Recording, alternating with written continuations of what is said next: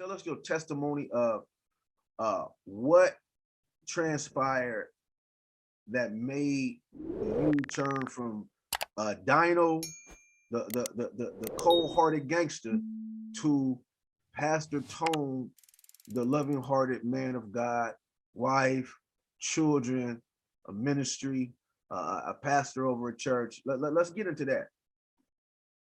Amen. So yeah, I just been doing a lot of stuff, man. I had fell into satanic worship for almost 3 years, man. And I was doing it to myself, like actually worshiping the devil, man, and thinking it was cool, and wanting more darkness in my life, man.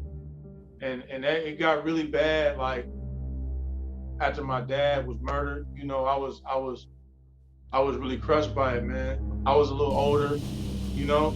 How old were you? I was like 19, you know, and that's when I got into that part of it. Like, it was crazy, man. And so I was just spiraling downward, beyond the gang stuff, you know, beyond the street stuff, just like in my own spirit, in my mind. Like, and even for me, that was bad, because it wasn't like I was putting in work on the streets. I was damaging my soul in another way, you know. And so, I got wrapped up in a situation where I was going back and forth with a couple different people, and I ended up committing this crime and shooting this guy that I had a couple back and forth situations with, and I shot him.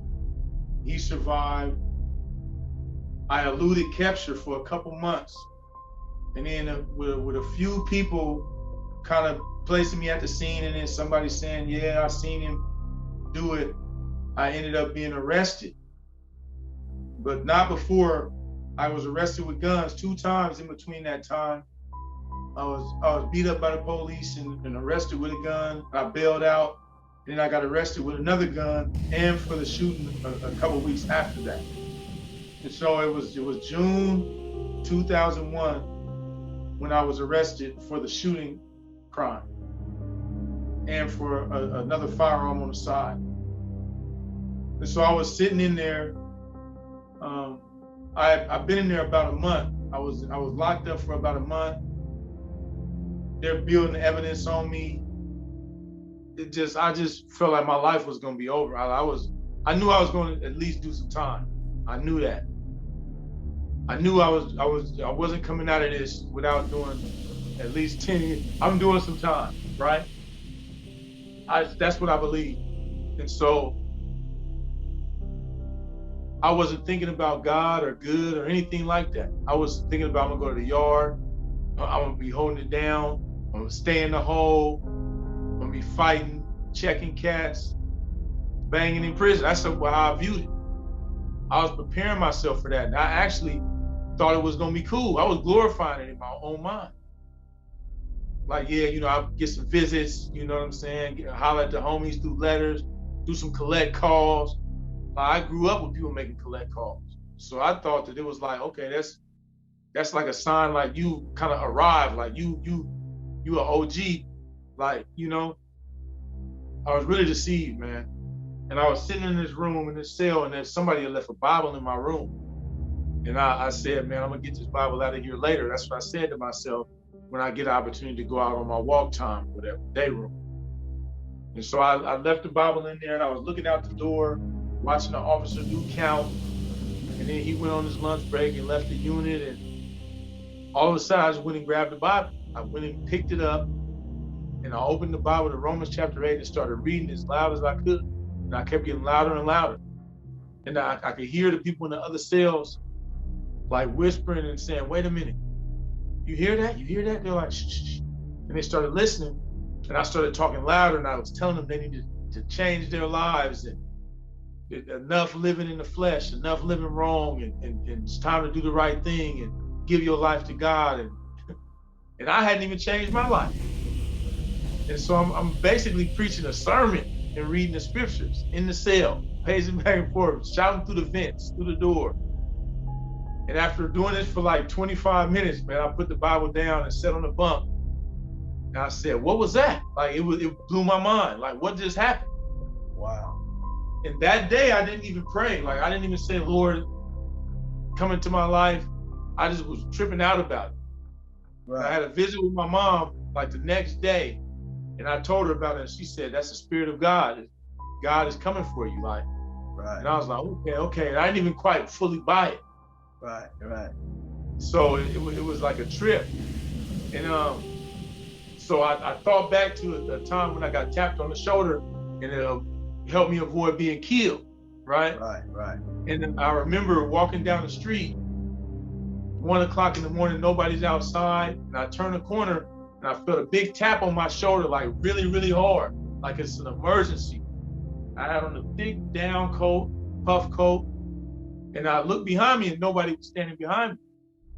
But when I looked behind me, I seen around the same corner I just came around, 2 guys were running with guns pointed straight at me, and they weren't shooting because they were trying to get close.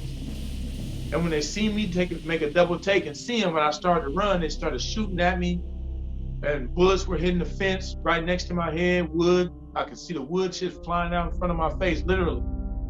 But I just kept running, and I ran down the alley and cut through some people's yards and ended up getting away. But I'll never forget how that tap was on my shoulder and there was no human in sight.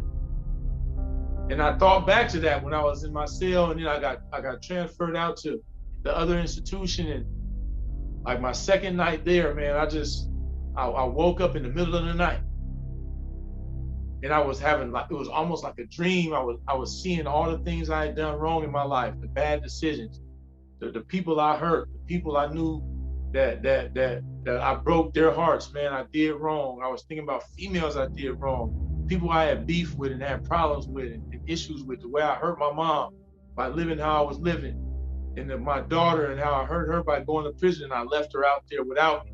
I thought about all those things, and I just started crying, man. Tears came to my eyes, and I rolled off my bunk. And I remember falling on the ground, man, and the deputy that was in the unit, he looked over toward my bunk. And I just closed my eyes and bowed my head and started praying, and based on what I had read when I was in that cell, man. Yeah. And I just asked Jesus to come into my heart. I said, God, you got to be a father to me, man. My earthly father is dead.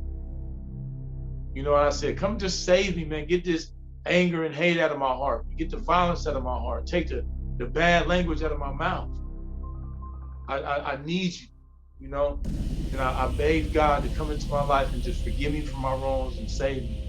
And he did. And the next morning I woke up, I was different.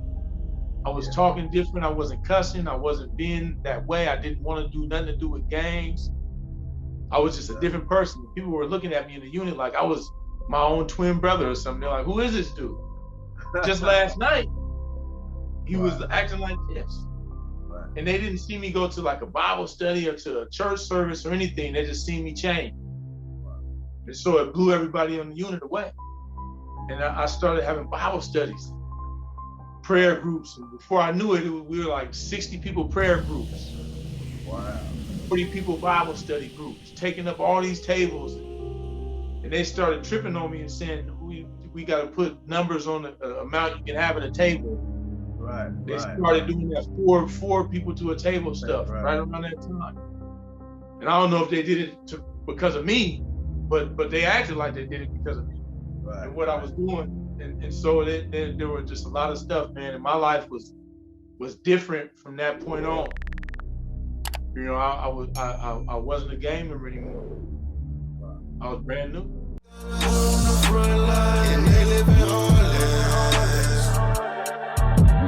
Watch out when they blow. Anybody's a target. You say you wait for revival, but it's time to start again. Take a look at the harvest, coming straight out of darkness. I was walking dead, tales from the crypt, till Jesus came, free me, snatched me out of hell's grip. Big stick on the hip, right round with posts. 5 deep in the form, right round with snows. Was like I sold my soul, all for a bag. He paid the cost to be the boss. Christ brought it back. Yeah. Now I'm a new creation. See